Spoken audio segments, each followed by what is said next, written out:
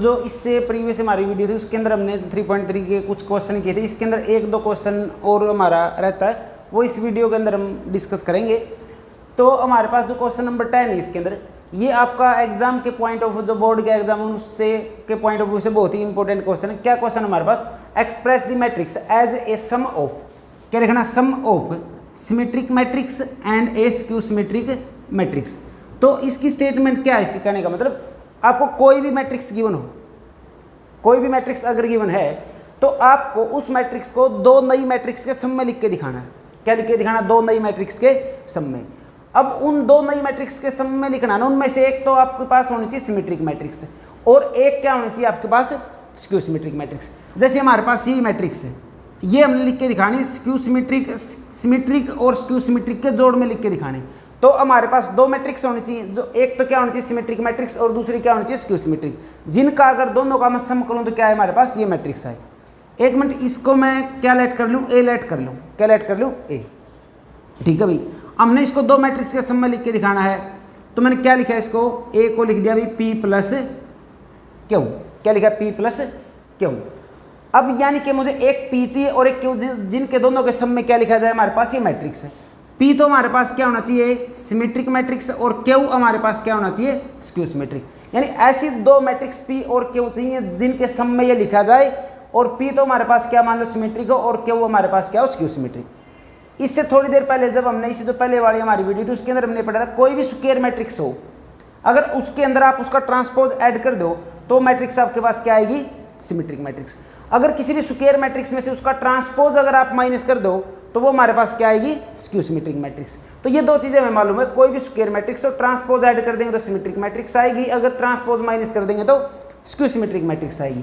तो ये हमारे पास ये मैट्रिक्स है। तो पहले हम इसका क्या निकाल लेते हैं एक मिनट के लिए, ट्रांसपोज। तो ए का ट्रांसपोज करें तो 3, तो क्या होगा 3, फर्स्ट कॉलम 3 1, सेकंड कॉलम क्या 5 - 1, ये हमने ट्रांसपोज किया।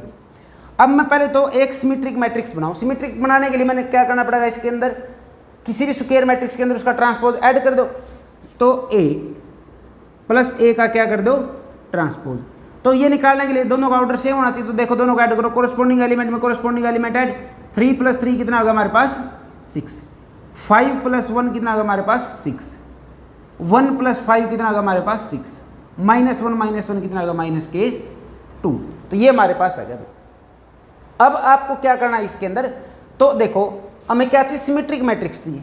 तो सिमेट्रिक, तो देखो इसका ट्रांसपोज रो और कॉलम सेम हमारे पास, तो सिमेट्रिक तो आई, ठीक है भाई। लेकिन मुझे क्या करना है, इन दोनों के सम में लिखनी है ये मैट्रिक्स, तो सम में लिखनी। तो अब आपको देखो क्या करना है इसके अंदर, तो ये हमारे पास मैट्रिक्स आएगी, तो वो 2 से डिवाइड और कर दो इसको, क्या करोगे 2 से डिवाइड, ए प्लस ए का ट्रांसपोज को 2 से डिवाइड। तो ये हमारे पास 2 से डिवाइड करोगे तो यानी स्केलर से मल्टीप्लाई कर दो 1/2 से, तो सारी की सारी एंट्री किससे डिवाइड हो जाएंगे आपकी 2 से डिवाइड होगा, तो कितना बचा हमारे पास 3 और -1, ये 2 से डिवाइड। तो ये जो नई मैट्रिक्स आई ना, ये सिमेट्रिक मैट्रिक्स आई, 2 से डिवाइड करने के बाद जो नई मैट्रिक्स बनेगी इसका नाम आप क्या रख दोगे यहाँ पर, पी।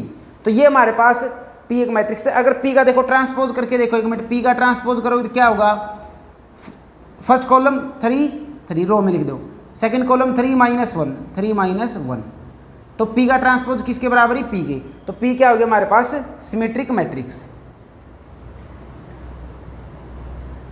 Symmetric matrix. तो सिमेट्रिक मैट्रिक्स तो हो गया हमारे पास। अब क्या चाहिए हमें, क्यू, जो क्या होगा स्क्यू सिमेट्रिक मैट्रिक्स। तो अब आप क्या करोगे, a - a का ट्रांसपोज, a - a का ट्रांसपोज करोगे तो a में से a को माइनस करो, तो देखो 3 - 3 0, कोरस्पोंडिंग में से कोरस्पोंडिंग माइनस, 5 - 1 यानी कि 4, 5 - 1 कितना होगा हमारे पास 4, 1 - 5 कितना होगा हमारे पास -4, 1 माइनस, ये माइनस करोगे तो माइनस प्लस 1 क्या होगा, -1 + 1 0, तो ये हमारे पास हो गया।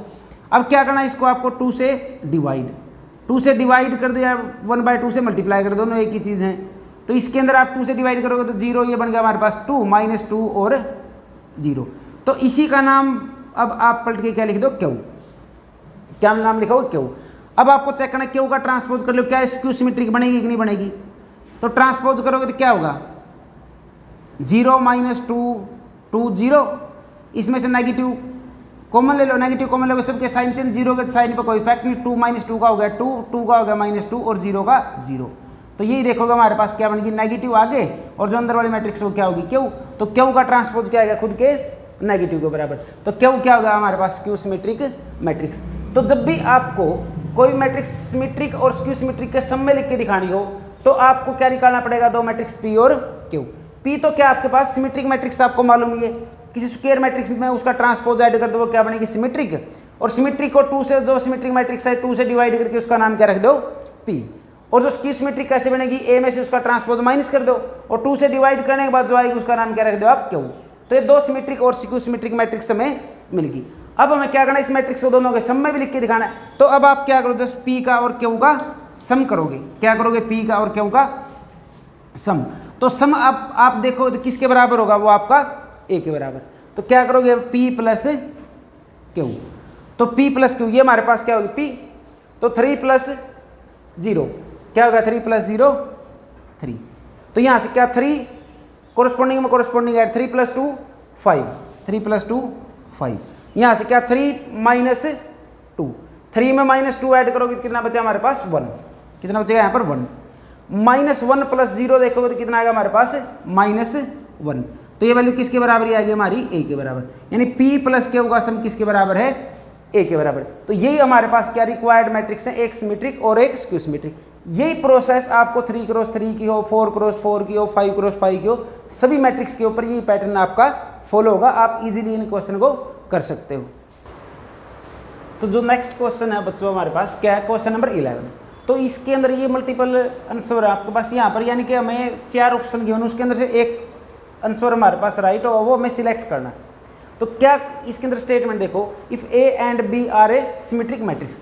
तो क्वेश्चन के अंदर जो ए और बी मेन चीज़ वो क्या हमारे पास है, ए और बी हमें क्या गिवन है, सिमेट्रिक मैट्रिक्स। तो ये चीज़ अब देखो, ए और बी सिमेट्रिक मैट्रिक्स है। तो सिमेट्रिक मैट्रिक्स बोलते हैं, आपके ध्यान में आना चाहिए सिमेट्रिक मैट्रिक्स। तो इसमें क्या प्रॉपर्टी, इसमें क्या प्रॉपर्टी। अगर सिमेट्रिक मैट्रिक्स है तो ए का ट्रांसपोज ए के बराबर होगा, बी का ट्रांसपोज बी के बराबर होगा। दोनों हमारे पास सिमेट्रिक मैट्रिक्स हैं of same order, same order की, भाई ठीक है। तो देन अब आपसे क्या पूछा गया, ए बी माइनस बी ए, ये जो मैट्रिक्स बनेगी तो देखो स्क्वायर मैट्रिक्स सेम ऑर्डर की, तो प्रोडक्ट कर ही सकते हो। तो करने के बाद भी सेम ऑर्डर की आएगी और डिफरेंस भी क्या होगा, सेम ऑर्डर का। तो ये जो मैट्रिक्स बनेगी ना, इस मैट्रिक्स को हमें बताना कि ये हमारे पास सिमेट्रिक मैट्रिक्स होगी या स्क्यू सिमेट्रिक होगी या आइडेंटिटी मैट्रिक्स होगी या फिर जीरो। अब अगर इसका सॉल्यूशन हमें करना तो जो गिवन स्टेटमेंट है ना उसको सबसे पहले देखो, ए और बी हमारे पास क्या है, सिमेट्रिक मैट्रिक्स। तो अकॉर्डिंग टू गिवन कंडीशन, तो ए और बी क्या हमारे पास सिमेट्रिक, ए और बी सिमेट्रिक। तो ए का ट्रांसपोज किसके बराबर, ए की इक्वेशन आ गई फर्स्ट। तो बी का ट्रांसपोज किसके बराबर होगा, अगर सिमेट्रिक मैट्रिक्स है तो बी का ट्रांसपोज बी के बराबर, इक्वेशन नंबर सेकंड। तो ये हमारे पास होगा। अब हमें चेक किसको करना है कि जो ये मैट्रिक्स हमारे पास सिमेट्रिक बनेगी कि स्क्यू सिमेट्रिक।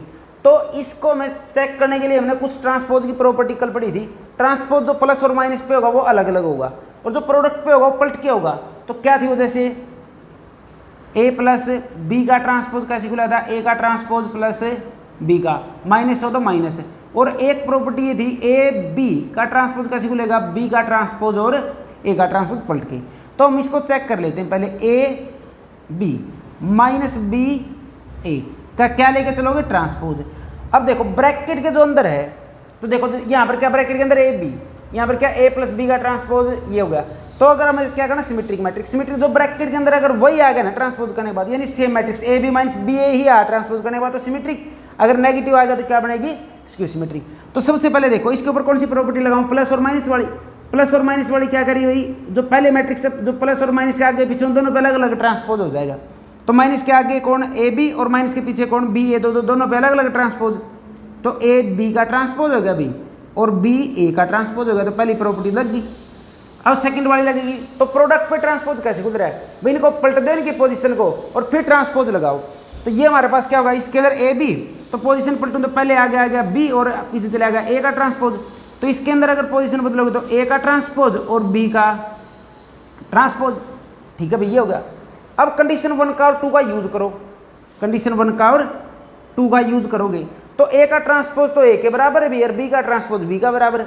तो ए के ट्रांसपोज की जगह ए रिप्लेस कर दो, बी के ट्रांसपोज की जगह बी। तो बी के ट्रांसपोज की जगह पे क्या आ गया, बी, ए के ट्रांसपोज की जगह पे ए, ये क्या बन गया, ए बी। तो अब एक चीज देखो, लेके क्या चले था, A B minus B A लेके चले थे, इसका ट्रांसपोज, लेकिन आ क्या, B A minus A B. तो लेकिन ये बनाने के लिए इसमें से माइनस कॉमन ले लो, माइनस कॉमन लोगे तो क्या बन गया, ए बी, ये पॉजिटिव होगा, ये क्या बन गया, नेगेटिव बी ए। तब देखो A B minus B A bracket के अंदर, लेकिन इसका क्या हो गया, नेगेटिव। तो जो चीज आप लेके चले थे उसके ए बी माइनस बी ए का ट्रांसपोज इसके खुद के नेगेटिव के बराबर। अगर खुद के नेगेटिव के बराबर तो हमारे पास मैट्रिक्स कौन सी होती है, वो स्क्यू सिमेट्रिक।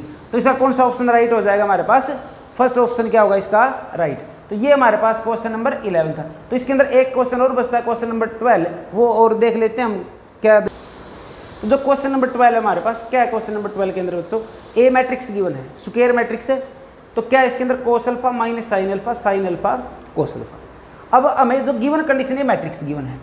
दूसरा हमें ये चीज़ गिवन है, क्या गिवन है, अगर आपके पास a प्लस ए का ट्रांसपोज आइडेंटिटी के बराबर हो, तो आपको देखो ये एक रिलेशन गिवन है, a प्लस ए का ट्रांसपोज किसके इक्वल टू आइडेंटिटी मैट्रिक्स है। इन दोनों इस रिलेशन को सोल्व करके आपको किसकी वैल्यू निकालनी है, एंगल अल्फा की वैल्यू निकालनी है। तो सबसे पहले आप इस दो कंडीशन गिवन उसी का यूज करोगे, bye given condition, bye given condition. तो क्या निकालोगे पहले, a प्लस ए का ट्रांसपोज। तो a हमारे पास क्या, कोस अल्फा माइनस के साइन अल्फा, साइन अल्फा, और ये एंट्री क्या है, कोस अल्फा। क्या फिर प्लस में a का ट्रांसपोज, ट्रांसपोज करोगे तो कॉलम को रो में लिख दो, cos alpha sine alpha, cos alpha sine alpha. Second column क्या हमारे पास, माइनस के साइन अल्फा और कोस अल्फा, इक्वल किसके, आइडेंटिटी। तो 2 क्रॉस 2 की है, तो 2 क्रॉस 2 की आइडेंटिटी मैट्रिक्स ये होगी हमारे पास। अब क्या करोगे, इन दोनों को ऐड कर लो, तो कोस प्लस कोस क्या हो गया, 2 time 2 cos alpha, plus sign और माइनस साइन क्या बन गया हमारे पास, 0, साइन प्लस माइनस क्या बन गया, 0, कोस और कोस क्या बन गया, 2 टाइम ऑफ कोस अल्फा। इधर क्या हमारे पास 1 0 0 1। अब देखो कंपैरिजन करके अल्फा की वैल्यू निकालें, 0 तो 0 के इक्वल है ही भी, कोई दिक्कत नहीं।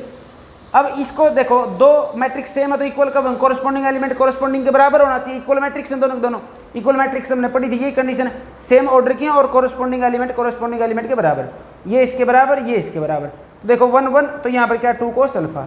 तो यहाँ से अगर निकालनी है तो देखो 2 कोस अल्फा किसके बराबर है, तो यहाँ से सेम वैल्यू आएगी, तो क्या लिख लो, 2 कोस अल्फा किसके इज इक्वल टू 1, तो cos alpha is equal to 1/2।